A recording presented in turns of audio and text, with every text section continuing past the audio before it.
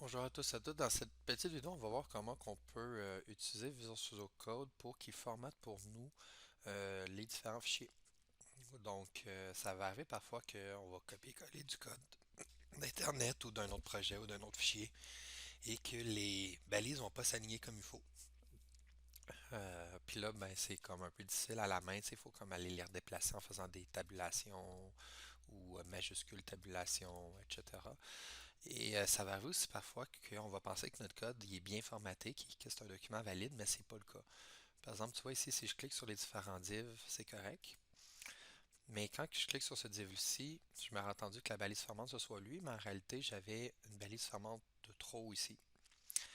Et ça, entre autres, ben, ça fait en sorte que là, j'ai une balise, finalement, elle est de trop, cette balise formante-là. Et mon document, au final, ne ressemble pas à ce que je m'aurais attendu.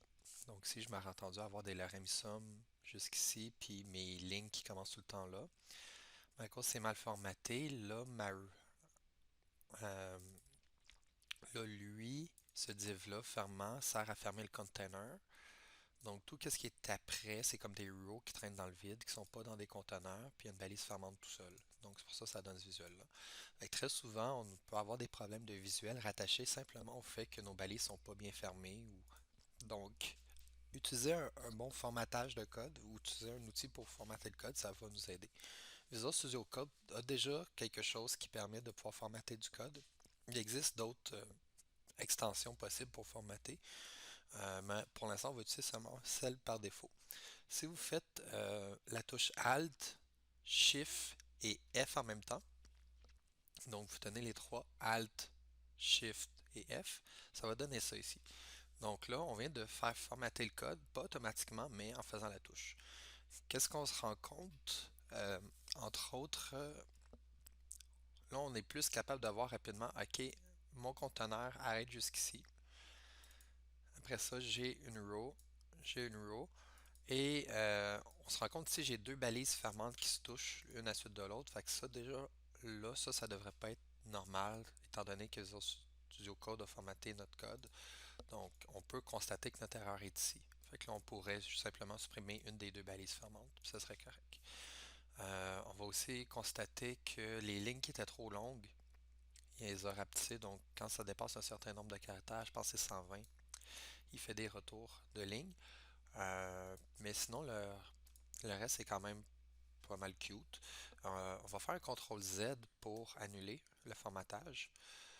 Et je vais sauvegarder. Ce que je veux faire ou vous montrer, c'est comment qu'on peut dire à Visual Studio à chaque fois que je sauvegarde, fait le formatage. Donc, ça va nous éviter de retenir ces trois touches-là, puis en même temps, ça va le faire tout seul pour nous. Fait que si on prend du code d'Internet, on l'intègre, on sauvegarde, ça va être formaté tout de suite. Donc, pour ça, il faut accéder aux paramètres de Visual Studio Code. Tu peux y accéder soit par fichier, préférences, puis tu cliques sur paramètres, ça va t'ouvrir cette fenêtre-là aussi, ici. Sinon, c'est possible d'y accéder en utilisant le panneau de commande de Visual Studio Code. Donc, si tu tiens CTRL SHIFT P, tu as une petite fenêtre comme ça qui t'apparaît, puis là, tu peux taper qu'est-ce que tu veux. Fait que là, on va taper, mettons, moi, je veux jouer dans les settings. Puis là, tu vois, la première option qu'il me donne, c'est préférence, ouvrir les paramètres d'espace de travail. OK, oui, c'est ça. Je clique dessus. Donc, deux manières d'accéder. Ici, vous allez trouver deux onglets. Tu as utilisateur puis tu as espace de travail. Utilisateur, c'est des configurations qui vont s'appliquer dans ta session à toi. Fait que si tu es logué sur ton ordinateur personnel, ben, peu importe dans quel dossier tu vas travailler, ces options-là vont s'appliquer. Et espace de travail, c'est pour le dossier dans lequel tu es actuellement. Donc, tu peux par exemple définir des configurations au niveau de toi, ton environnement de travail, ton ordinateur, quand tu es logué dessus, mais dire pour un dossier spécifique, je vais aller utiliser un certain euh, configuration qui va finalement les configurations de l'espace de travail. S'ils sont définis au niveau de l'utilisateur, ils vont les écraser. Donc, ils vont être plus fortes que ce qu'on va avoir configuré au niveau de l'ordinateur, de l'utilisateur. Donc, moi, qu'est-ce que je voulais qu'on regarde, c'était ici, on a un panneau de recherche à cause qu'il y a énormément d'options, là, ça n'a pas de fin. Je vais aller au niveau de l'espace de travail. Puis là, à place de rechercher comme ça, je vais taper Format on Save. Puis là, on voit que j'ai l'option, c'était dans Éditeur, Format on Save, mais en forme fichier à l'enregistrement. Fait que je vais cocher lui ici. Parfait. Et là, si par exemple, je voudrais faire en sorte que mes lignes qui dépassent 120 caractères ne soient pas renvoyées automatiquement en bas, je pourrais aller cliquer dans Extension HTML. Et là, je sais que je vais trouver. Je vais enlever le truc de recherche ici pour toutes les voir. Donc, extension HTML. Là, on a beaucoup de choses qu'on peut configurer. On voit, j'ai le wrap line length. Donc, après combien de caractères tu dois wrapper. Fait que moi, par exemple, je vais mettre 0 pour désactiver. Puis, vous voyez, je vais sauvegarder. Puis maintenant, les configurations sont déjà appliquées. Donc là, si je m'en vais ici, je fais une modification quelconque, mettons, je marque test et je sauvegarde. Tu vois que mon document vient d'être formaté. Donc, tout de suite, je pourrais constater s'il y a des erreurs sans trop de problème très rapidement. Puis on voit que ma ligne ici, elle n'a pas eu de retour de chariot. Ces paramètres-là, comme là, si je les fais dans l'espace de travail, c'est seulement applicable dans ce dossier-ci, dans le dossier dans lequel je suis en train de travailler. Puis tu vois, Visual Studio Code a fait un dossier .vscode, fait que ça, c'est un dossier qui est propre à lui. Puis il a mis un fichier setting.json. Puis là-dedans, il est allé mettre en format JSON, c'est un format pour stocker des données.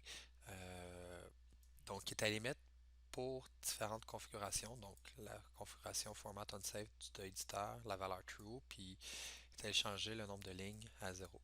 Fait que ça, c'est des genres de configurations qu'on pourrait même copier-coller d'un dossier à l'autre si par exemple on souhaite, euh, on souhaite vouloir réutiliser les mêmes configurations d'un projet à l'autre. Ou encore, il y a la même sorte de fichier qui existe, mais au niveau de l'utilisateur.